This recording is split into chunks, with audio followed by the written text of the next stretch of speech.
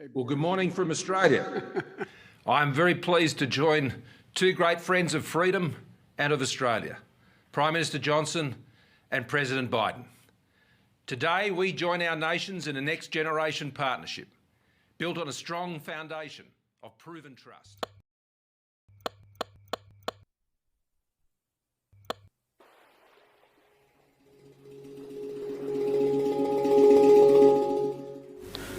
Australia, United Kingdom, and United States atau disingkat sebagai AUKUS secara resmi diumumkan melalui konferensi pers virtual pada hari Rabu tanggal 15 September 2021 oleh tiga pemimpin negara tersebut kala itu.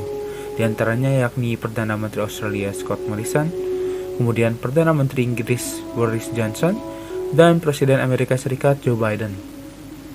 Lantas, kira-kira mengapa mereka membentuk Fakta Keamanan tersebut? Penting untuk diketahui bahwa AUKUS merupakan aliansi sekaligus fakta keamanan trilateral yang ditujukan untuk merespon ketegangan di kawasan Indo-Pasifik.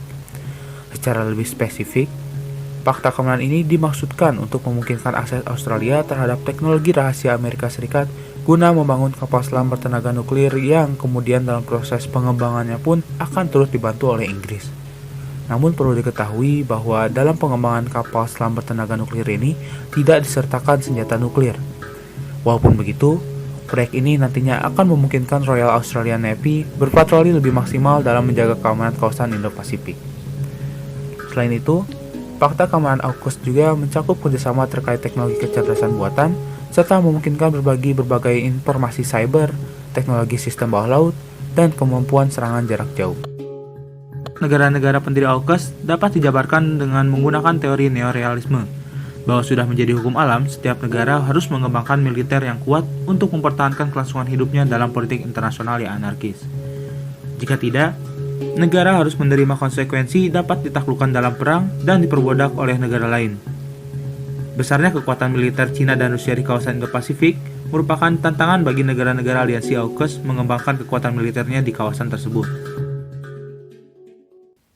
Tidak berhenti sampai di situ, AUKUS mendapatkan tantangan dari negara-negara yang berada di Indo-Pasifik lainnya, di antaranya Indonesia, Malaysia, Singapura, Thailand, serta mitra dekat Cina yaitu Laos dan Kamboja, yaitu dengan tidak mendapat respon positif dan justru membuat banyak negara khawatir serta marah.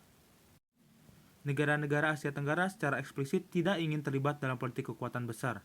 ASEAN sangat berhati-hati sejauh melihat AUKUS sebagai upaya untuk melawan agresivitas Cina yang tumbuh di kawasan.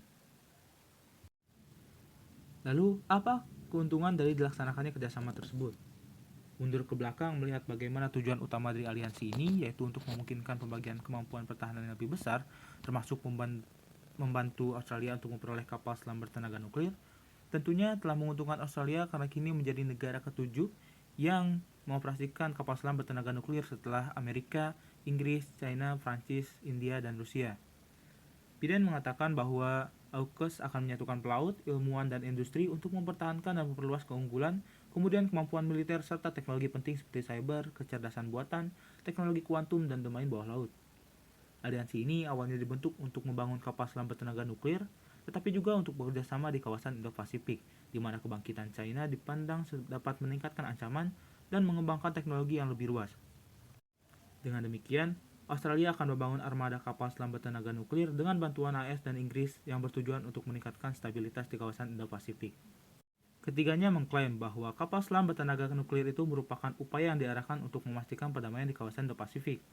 Fakta AUKUS yang memberi Australia akses kapal selam bertenaga nuklir ini dan rudal jarak jauh dari teknologi AS akan sangat memungkinkan kemampuan militer Australia untuk naik kelas ke tingkat menengah dan mereduksi konsekuensi kelemahan yang sebelumnya dimiliki.